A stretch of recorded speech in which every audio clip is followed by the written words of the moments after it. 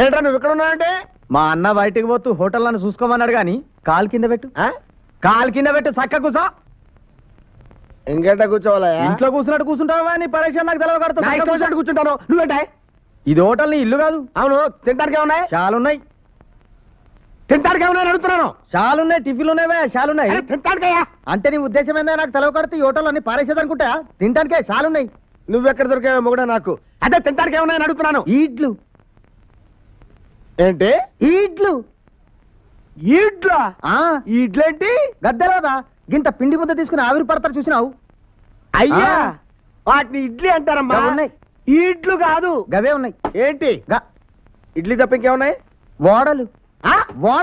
ఓడ సముద్రంలో ఉంటాయా? హోటల్ ఎందుకుంటాయి? గద్దెలవదా గింత గింత పిండి ముద్దలు తీసుకుని మధ్యలో బొక్క పెట్టి నూనెలో వేయరా ఓడలు. అవి ఓడలు కాదయ్యా, ఓడలు. ఓడలు గవే. ఇంకేమున్నాయి? ఓర్లు.